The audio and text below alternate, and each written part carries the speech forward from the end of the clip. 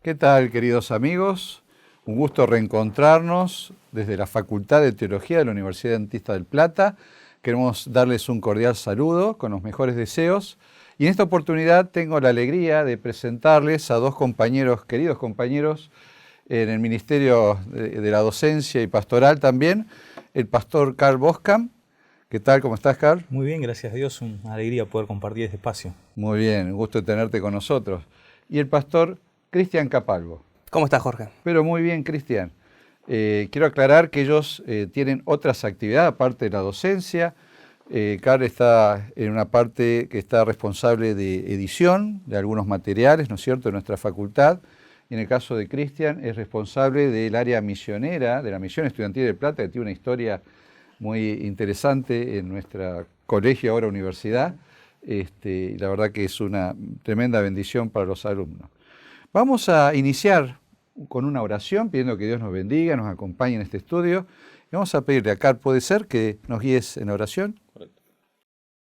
Querido amante Padre que estás en el cielo, santificado sea tu nombre. Señor, estamos agradecidos, querido Dios, por la oportunidad de tener este espacio de estudio de tu palabra. Queremos pedir tu compañía, tu presencia, que al poder espigar en tu palabra podamos sacar principios y lecciones prácticas para nuestra vida y podamos de alguna manera comprometernos con la misión que nos has dejado. Amén. Pedimos esto, Señor, en el nombre de Jesús. Amén. Amén.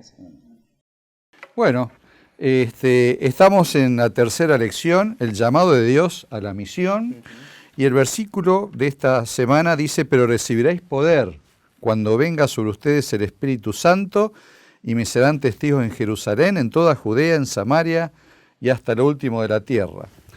Pero arrancamos con una historia, vamos a decir, de las primeras que aparecen en la Biblia, que de hecho está en el libro de Génesis. Y entonces yo te preguntaría, Cristian, ¿cómo se relaciona el pedido que Dios le hace a Abraham, allí en Génesis 2, con la promesa de un futuro Salvador? Bien, allí en Génesis capítulo 12 nosotros nos encontramos con un pedido muy particular, ¿no?, que recibe Abraham por parte de Dios, y de hecho ese pedido de alguna manera define, ¿no?, a Abraham como un hombre de fe. Es una de esas características que después justamente lo marcan como ese hombre que estaba dispuesto a dejarlo todo y a ir a donde Dios mande. Allí en Génesis capítulo 12, versículos 1 al 3 dice: pero Jehová había dicho a Abraham: vete de tu tierra y de tu parentela y de la casa de tu padre a la tierra que te mostraré, y haré de ti una nación grande, y te bendeciré, y engrandeceré tu nombre, y serás bendición. Bendeciré a los que te bendijeren, y a los que te maldijeren, maldeciré. Y termina esta sección de una manera maravillosa, y dice: y serán benditas en ti todas las familias de la tierra.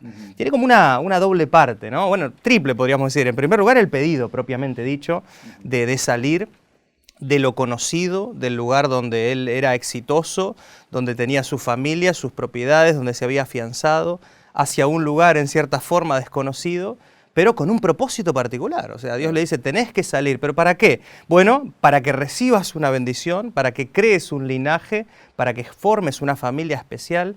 Pero no nos quedamos solamente con esa bendición de esa familia, sino que dice: a través de tu familia, a través de tu descendencia, serán benditas en ti todas las familias de la tierra. O sea, que esa promesa retumba en el tiempo y nos llega hasta nosotros. Claro, y de alguna manera nos linkea, ¿no? Y ahí está justamente la relación, cómo la descendencia de Abraham, ¿no?, podía ser una bendición para todos, inclusive para nosotros hoy en día, y nos lleva, ¿no?, a pensar en ese protoevangelio que encontramos allí en Génesis capítulo 3, versículo 15, esa primera vez en la historia de la humanidad, cuando luego de la caída en el pecado, luego de que Adán y Eva tomaran sus decisiones, ¿no?, la primera vez que se promete de alguna manera esa bendición para todos, ¿no? Y dice allí en Génesis capítulo 3, versículo 15: y pondré enemistad entre ti y la mujer, entre tu simiente y la simiente suya.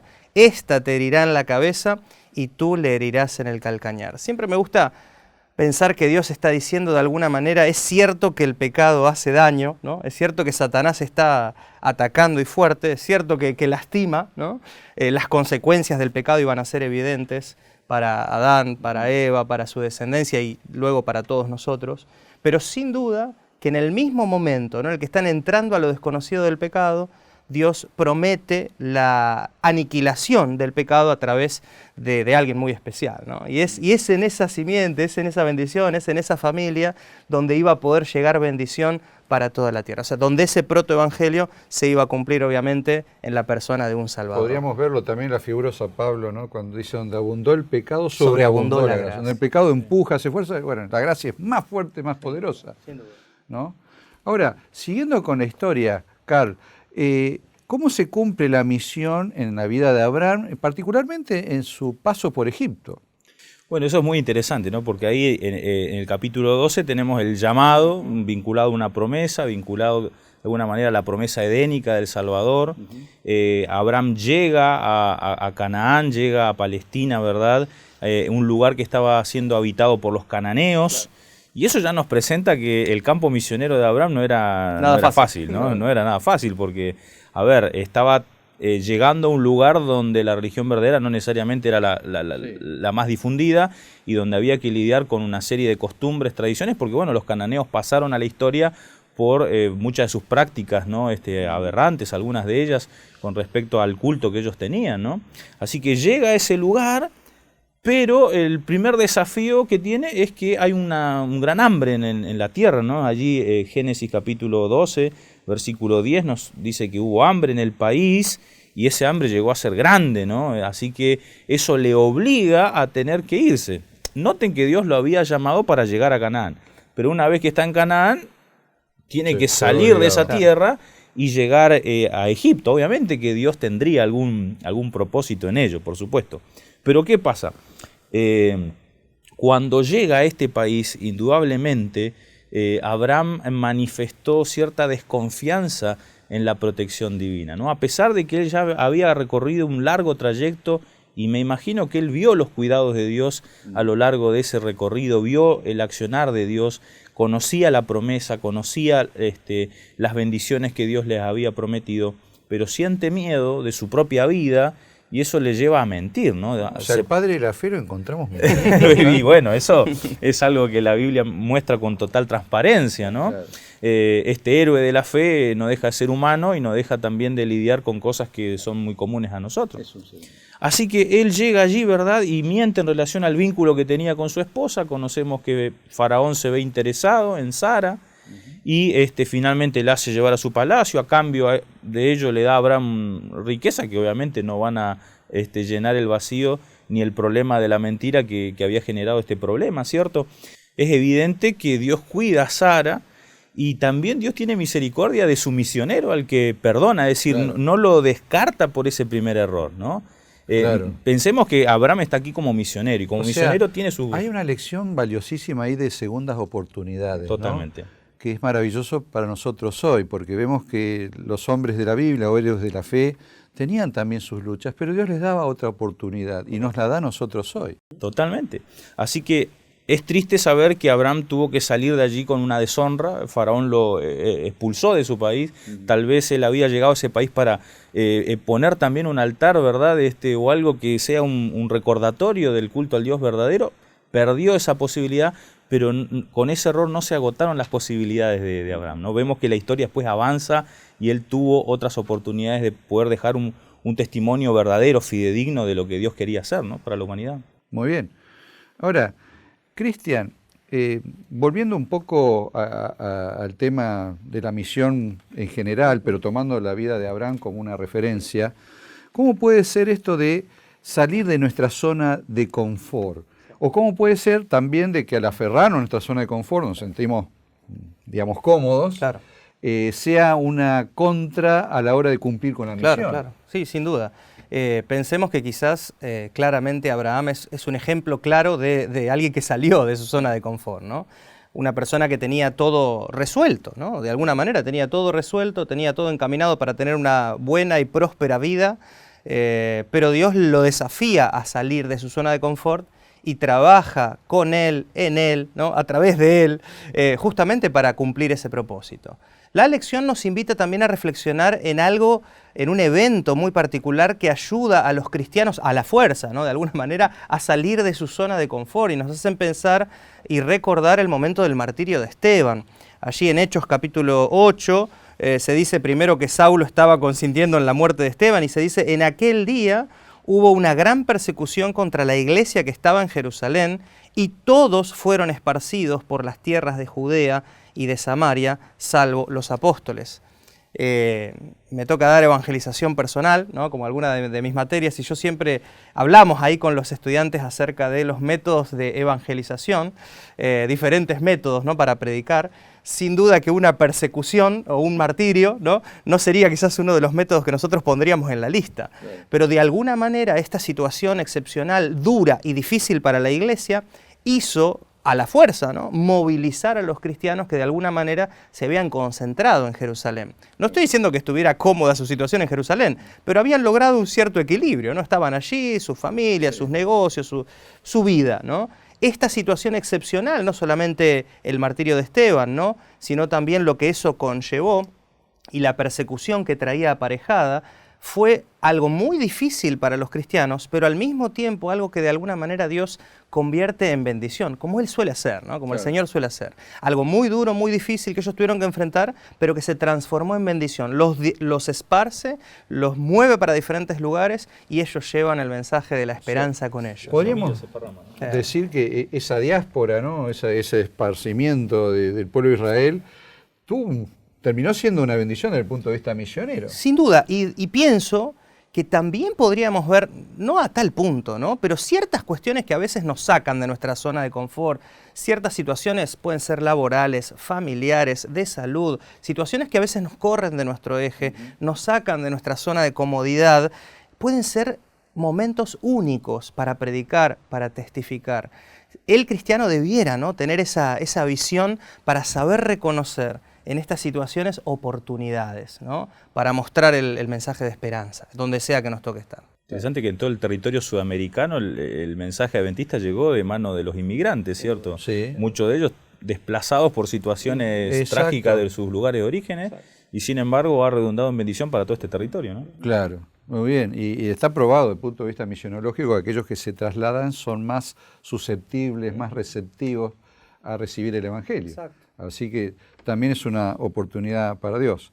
Ahora, Carl, habiendo hablado acerca de esto, de la misión, en el caso de Abraham y en el caso de que sale de la zona de confort, la pregunta sería, ¿por dónde comienza la misión? ¿Dónde empezamos con la misión? Es muy bueno porque por lo general tenemos esa idea de que hacer misión es salir a un lugar distante, con costumbres exóticas o extrañas, y ese es el lugar donde yo me voy a sentir como un misionero.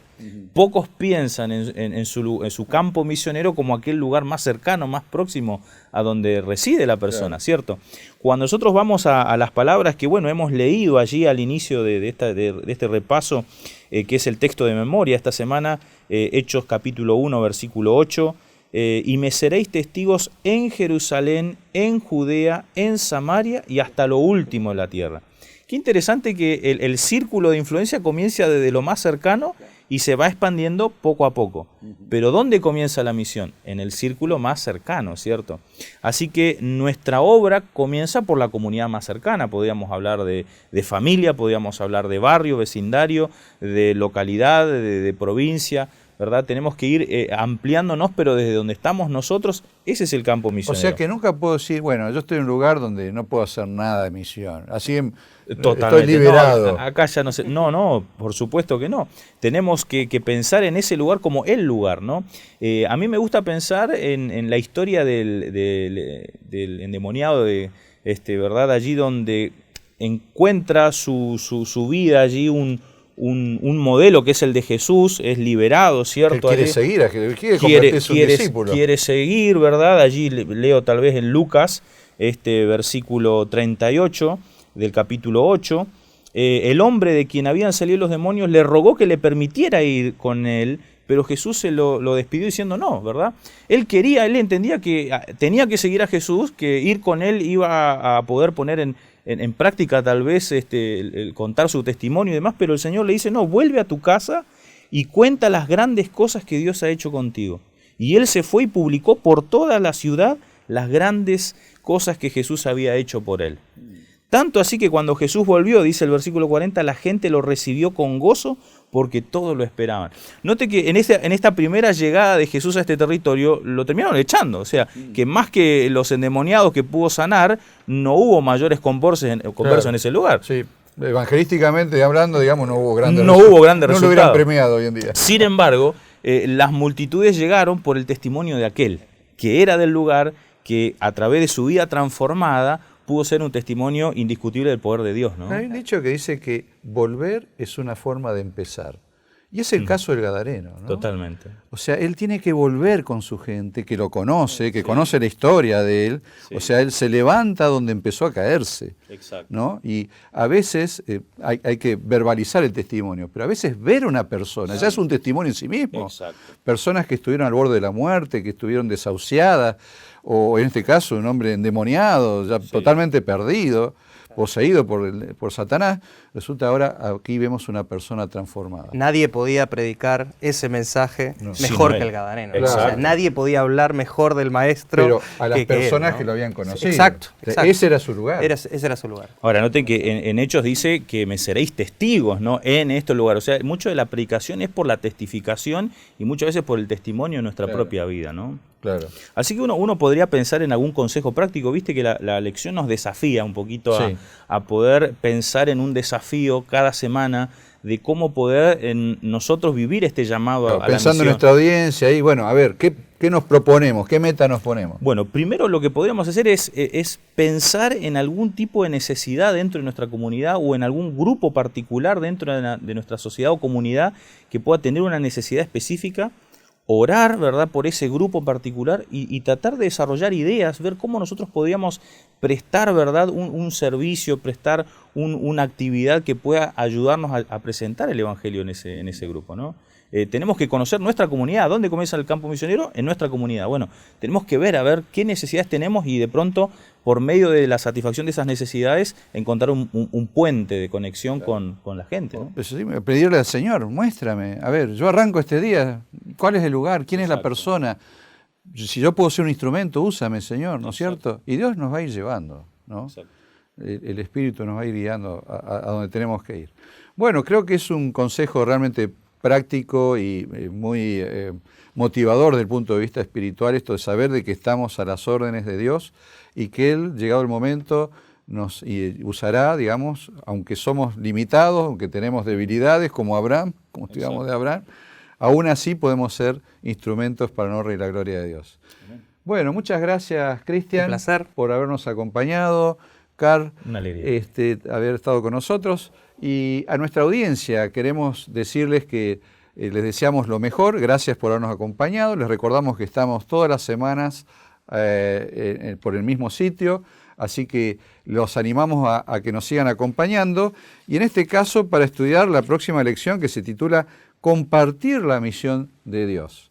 Así que con los mejores deseos, desde la Facultad de Teología de la Universidad Adventista de Plata, le deseamos que Dios los bendiga y que podamos reencontrarnos de aquí a una semana.